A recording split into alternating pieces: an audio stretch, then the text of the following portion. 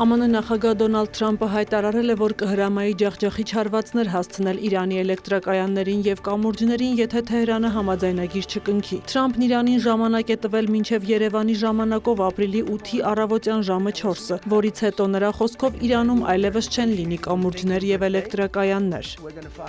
Ամեն ինչ կայրվի և կպայթեցվի և այլևս օգտագործման ենթակա չի լինի։ Դա տեղի կունենա 4 ժամվա ընթացքում, եթե մենք կամենանք։ Մենք չենք ցանկանում, որ դա տեղի ունենա։ Մենք պետք է ունենանք համաձայնագիր, որը ընդունելի կլինի ինձ համար, և այդ համաձայնագրով մենք ցանկանում ենք նավթի անխոչնդոտ փոխադրում։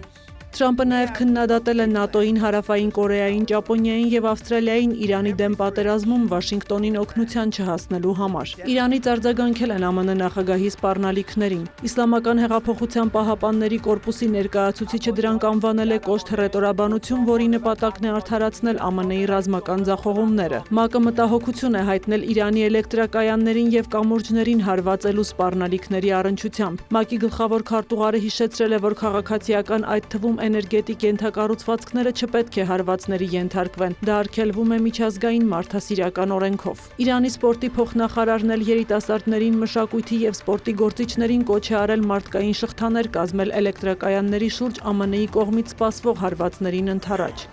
Փոխադարձ հարվածները չեն դադարում, թիրախավորվել են Իրանի Շահրիար և Փարդիս քաղաքները, կան զոհեր, պայթյուններ են լսվել Թեհրանում, Շիրազում էլ հարձակման է ենթարկվել նավթաքիմիական համալիր։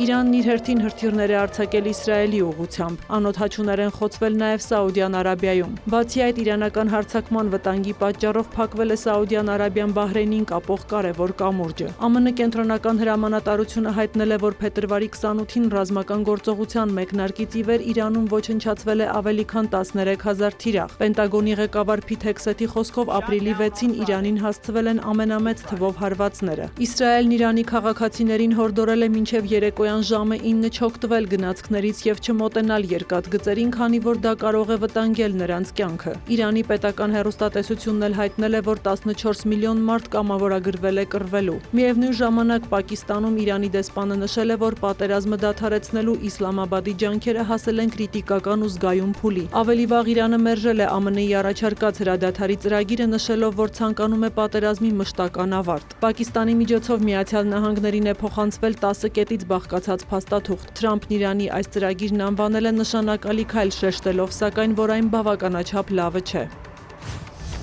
Ռազմական գործողությունները շարունակվում են նաև Ուկրաինայի և Ռուսաստանի միջև։ Ուկրաինական ուժերը հարվածներ են հասցրել Վորոնեժի, Լենինգրադի մարզերին։ Վլադիմիրի մարզում անօդաչուների հարվածներից զոհվել են 12 տարեկան երեխա և նրա ծնողները։ Բելգորոդում կա 1 զոհ։ Ռուսաստանը հայտնել է, որ մեկ շաբաթվա ընթացքում Ուկրաինայի հարվածներից 25 խաղաղ բնակիչ է զոհվել։ Իսկ Ուկրաինայի Դնեպրոպետրովսկի մարզում ԱԹՍ-ների հարվածներից 4 մարդ է զոհվել, այդ թվում 11-ամյա երեխա, կան նաև վիրավորներ։ Ուկրաինայի նախագահ Վոլոդիմիր Զելենսկին հայտարարել է, որ Կիևը Մոսկվային է փոխանցել էներգետիկ հրադադարի առաջարկ։ Եթե Ռուսաստանը պատրաստ լինի դադարեցնել հարվածները մեր էներգետիկ ենթակառուցվածքներին, պատրաստ ենք հայելային քայլի, նշել է նա։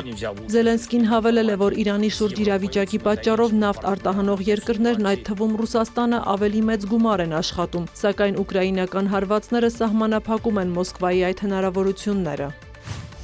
Արտեմիս 2 առաքելության տիեզերագնացները պտույտ են կատարել Լուսնի շուրջ և արդեն վերադառնում են երկիր։ Լուսնի հակառակ կողմում գտնվելիս տիեզերանավը եղել է մեր մոլորակից երբևէ ամենամեծ հեռավորության վրա՝ 406,671 կիլոմետր։ Արտեմիս 2-ը 6601 կիլոմետրով գերազանցել է 1970 թվականին Ապոլոն 13-ի սահմանած ռեկորդը, երբ մարդիկ երկրից հեռացել էին 400,171 կիլոմետր։ Լուսնի հակառակ կողմում գտնվելու ընթացքում ՆԱՍԱ-ի տիեզերագնացները 40 րոպեով կորցրել են կապը երկրի հետ։ Նրանք ականատես են եղել, թե ինչպես են երկնաքարեր ընկնում Լուսնի մակերևույթին և դիտարկել են խավարումը եզակի դիտակետից, երբ արևն անհետացել է Լուսնի հետևում։ Տիեզերագնացների հետ կապ է հաստատել ԱՄՆ նախագահ Դոնալդ Թրամփը, նշելով, որ նրանք պատմություն են կերտում։ Թրամփը նրանց հրավիրել է Սպիտակ տուն։ Տիեզերագնացները երկիր կվերադառնան ապրիլի 10-ին։ Արտեմիս առաքելության շրջանակում ՆԱՍԱ-ն մտադիր է մինչև 2028 թվականը Լուսնի վրա բազա տեղակայել, որը հետագայում կարող է օգտագործվել դեպի Մարս թռիչքների համար։